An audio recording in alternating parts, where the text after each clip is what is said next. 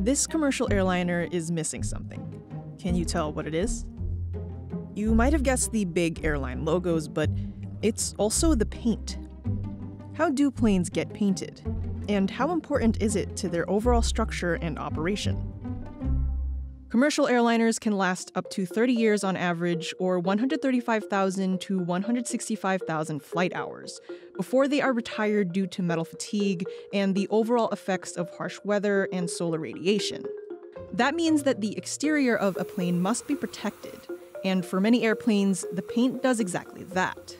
The aircraft is the literal embodiment of the airline's identity. So airlines will paint their aircraft because it is marketing, but also there is a functional element to painting a plane. Painting companies are key to not only making airplanes pretty, but ensuring their longevity and ability to stay in service for as long as possible.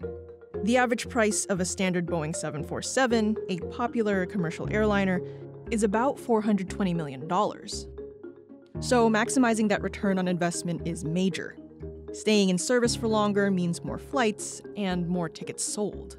The global commercial aviation aircraft paint market was estimated at nearly $18.5 billion in 2020 and is expected to grow into about $65 billion by 2027.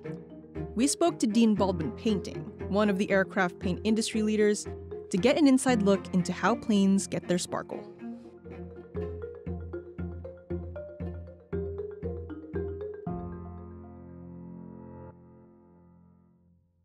Here in the outskirts of the small city of Macon, Georgia, is one of 5 facilities owned and operated by Dean Baldwin Painting, a 57-year-old aircraft painting company based in the U.S. This is Barbara Baldwin McNulty, CEO and owner of the company. Back in 1965, my father-in-law worked for Eastern Airlines in Miami International and wanted to make extra money, and he started painting parts. And the parts became Cessnas and Pipers, and then they became DC-3s and DC-6s, and the company progressively kept growing slowly for probably 30 years. My ex-husband and I took it over back in 1978, and we stayed in Miami until 1999 when we expanded into Roswell, New Mexico. So now we have Roswell, we have Peru, Indiana, Macon, Georgia, and then we service San Antonio and Goodyear, Arizona. Behind Barbara is a Boeing 767-300 being repainted for Delta Airlines. On this particular day, the facility is painting 3 planes from Delta, JetBlue, and United. The cost to paint a plane is an expensive endeavor. Almost $200,000, $175,000. That's for an airline with major customers. Those costs include labor, stripper, paint, primer, masking materials, and proper disposal of consumables. When a new plane is brought into the facility, the plane must pass initial inspections before it can undergo its new paint job. Everything we do before we go on to major steps has to have inspection come in and sign off that we're ready and it's okay to move forward. The painting process varies depending on whether the plane is brand new or needs to be repainted. There are other reasons why airlines might change the paint. That could include, for example, a merger. Think of Alaska and Virgin. When they merged back in 2016, they had to start looking at both of their planes that had 2 different names on them. Alaska was the branding that kind of won out. A repaint begins with sanding the old paint off. Overall, painting will involve 4 to 5 layers and ends up being as thick as just a fraction of a millimeter. Painting an airplane is a surprisingly laborious process. It involves multiple engineers, inspectors, and painters who must ensure that all safety standards are being met and that the design as sent by the airline is accurate. This plane is in the process of being repainted. Right now, it's being stripped of all of its layers so that the new ones can be applied. After the paint is stripped, an anti-corrosion primer is applied. From there, the main paint layer, which is often white, is painted on. Then more protective intermediate layers are applied. This can be a 1-coat or 2-coat process, depending on the painting company or the airline's specifications. You might have noticed that most commercial airplanes are white. and that's usually not a design choice. White is optimal because it's the color that best reflects light, which prevents cabin overheating and solar radiation damage. Historically, this has not always been the case. Airplanes used to be left as bare metal or chrome, but it tended to dirty more quickly, which caused some airlines to start painting their liveries. Throughout the entire process, the plane is continually inspected. Safety standards are set by the Federal Aviation Administration, and employees must be trained to apply the paint correctly and identify any anomalies before, during, and after the process. Not only the safety, the compliance, the environment, the manpower, the training. It's not as easy as most people think. These days, manpower has been a terrible issue in trying to obtain.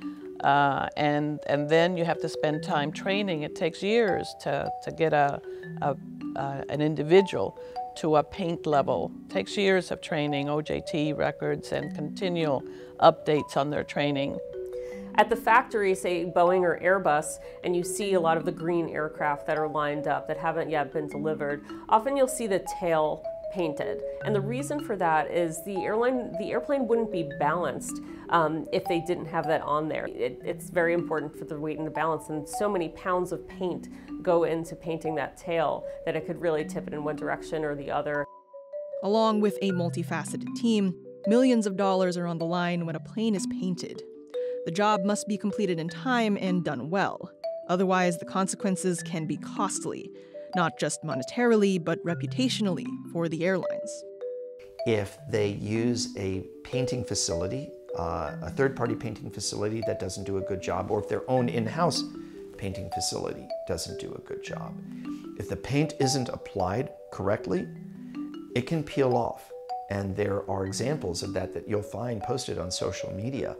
It's embarrassing for the airline. It's also bad because it means that that plane is not going to be as fuel efficient. Because of the sheer size of an airplane, the paint ultimately adds up in weight. The more weight an airplane carries, the less fuel efficient it will be, which means higher costs to refuel the paint over time. Aircraft painting can be a lucrative business, and Baldwin has grown significantly in its 57 years.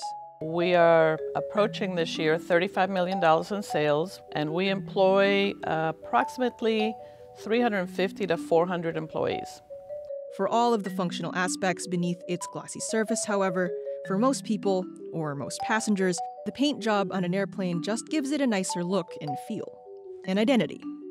I always say a paint job on an airplane is like makeup on a woman. Just beautifies it. But how does this all come together in the first place?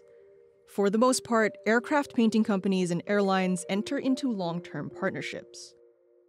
The airlines usually go put a request for proposal, and they put out a bid that probably all of us will bid on based on the space that we have. Once you get an award, it is usually a 3 to 5 year award. They need us as much as we need them. They need us to be compliant. They need us to be on time. They need us to provide a quality product, no damages, keep our pricing at a competitive level. And they actually will work with you. Aside from Baldwin, International Aerospace Coatings and Moss Aviation are two of the larger aircraft painting companies, both of which have facilities abroad. Aside from its 7 facilities in the US, IAC operates 2 locations in Ireland and 1 in the Czech Republic, and also has services ranging across interior solutions and graphics. Moss has facilities in the US and in Europe, and has an annual revenue of $6.7 million as of February 2022.